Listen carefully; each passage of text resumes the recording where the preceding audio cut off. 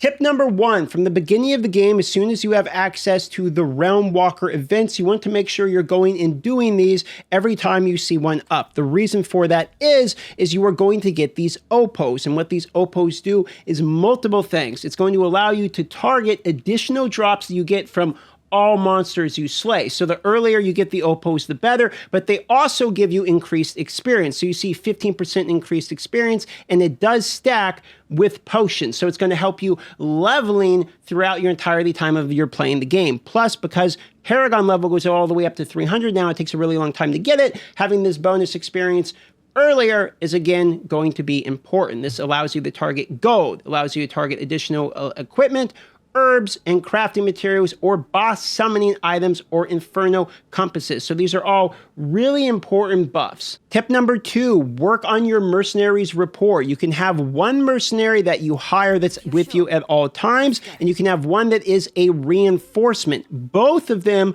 will be gaining rapport at the same time, so you can pick 2 different ones to double down on this. Now, the rapport system is going to give you access to skill points for your mercenary to make your mercenary stronger, but it's also going to give you caches. Look at this, legendary rings and gold, legendary rings, more legendary scattered prisms, gem fragments, distilled fear, so boss material mats, but you're also going to be getting these Pell marks. And what you can do with the Pell marks is go to the bartering person in the middle here, and depending upon which person you have out currently as your mercenary will change the rewards you can get here. I had the barbarian lady out before, so it gave me a defensive aspect, but now that I have the demon child out, it's going to give me, look at that, resource aspect, movement aspect caches. So you can actually purchase these and then use these to acquire legendary aspects that you're having trouble farming. So this is another addition into the game that will help you target farm the exact aspect you're looking for. Tip number 3, once you acquire boss materials, for instance, I have distilled fear, so maybe I want to run the glacial fissure. What you want to do to be as optimized as possible is you want to make sure you're using the new party finder system to get into a party, so that way you can share rotations for boss farming.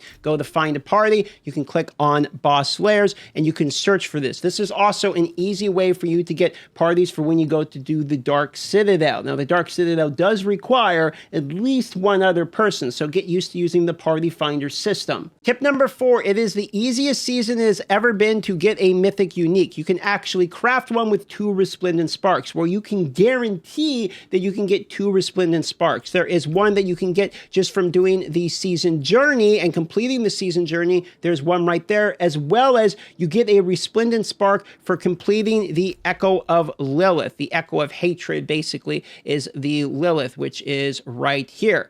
Echo of Hatred, you can see completed recently. You can do this on the lower difficulties. You don't have to do this in Torment 4. I did it in Torment 1 with basically a terrible build and was able to get my Resplendent Spark from killing her very easily. Tip number 5, the Oppo vendor is now significantly better. You have a much higher chance of getting greater affix and uniques. I just got 2 uniques just like that. So if you're missing some pieces, go ahead and give the Oppo vendor a shot. It's better this season. A lot of the previous seasons, you know, I wouldn't blame you if you just totally ignored it. Tip number 6, the fastest completion of Tree of Whispers in the game is going to the PvP zone. Seething the Abomination straight up gives you 5 just for killing him, and he doesn't have that much HP, so you kill him and you get 5. You then turn in the seeds, you get 3 more, and if you look at this, complete any event in the area and you get 1. So that right there is actually 9, and I have 1 already. That would be my fastest way to get to 10. This is also doubly as efficient as there's 2 PvP zones, and they can both have the same one. So you can literally just kill PvP guy number 1, go to the second zone, kill the PvP CV Abomination, and not even do the Whispers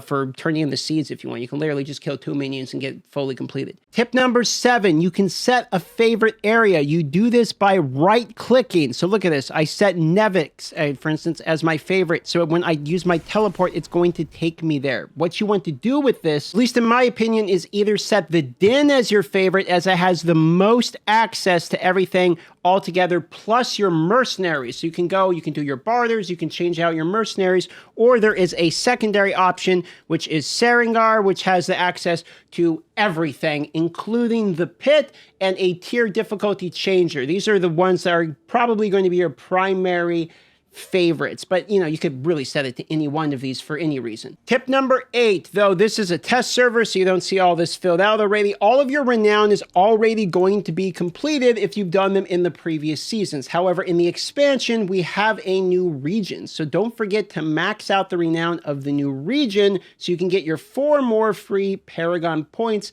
as well as an increase in max oboes, since oboes are better this season. But really, it's just you're going to want these 4 more Paragon points. Tip number 9, you're going to notice that when you destroy a normal legendary item, this is what you get for salvage materials. However, salvaging greater affix items will give you 10x of these materials. So you'll notice I got 10 for that greater. For a standard one, I'm only getting 1. For this reason, if you're worried that when you get a legendary item, you're like, wow, I'm really not getting that many materials, you get significantly more materials from salvaging greater affix. This is a test build, however. I heard they might change some of these material acquisitions, but I'm sure greater affixes will still give you more materials than the non-greater affix salvages. Tip number 10, if you have a really good item you like, but you have no more temper rerolls, for instance. Look at this. This item has reached its temper reroll. There is a new item in the game, and this item is going to allow you to reset your temper reroll. Look at this item right here. Scroll of Restoration, used to restore all tempering charges on an item. So I can use that right there.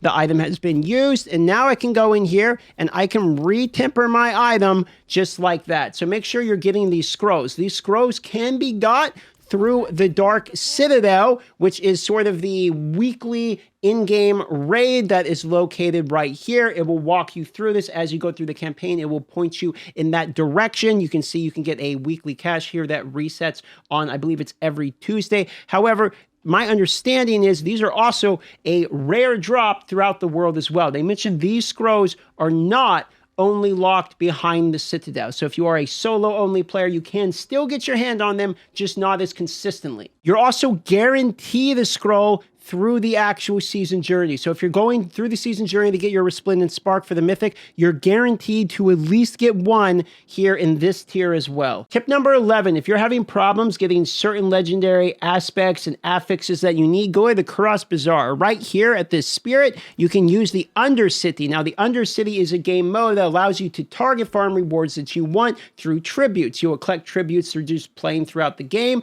You can put them in here and then click Bargain, and this will allow you to further customize legendary rewards that you need in order to get basically exactly what you're looking for. For instance, skill tag ranks. Legendary armor will always possess at least one rank of a skill tag. So this will allow you to target that, or maybe you need your class uniques, for instance, generic uniques, or even chaotic uniques. So you have all sorts of ways in which you can find the items that you're missing. And the bonus tip, there are Twitch drops, meaning you're going to be able to get free cosmetics just from watching a Twitch stream, which means you can go to somebody's Twitch stream, like mine if you would like. I will have these active. You can open up the tab, click mute, minimize it, then come back in a few hours to get your Twitch drops. Make sure you link your Twitch account with your Battle.net account, and then it will register it, and you just got to claim them. There will be multiple weeks of this, so Sorcerer, Necromancer, Barbarian, Rogue, Druid, and then there will be a Support the Streamer one that you can get through subs, but this is a paywall, so don't worry about the Support the Streamer program. You can get these ones for free.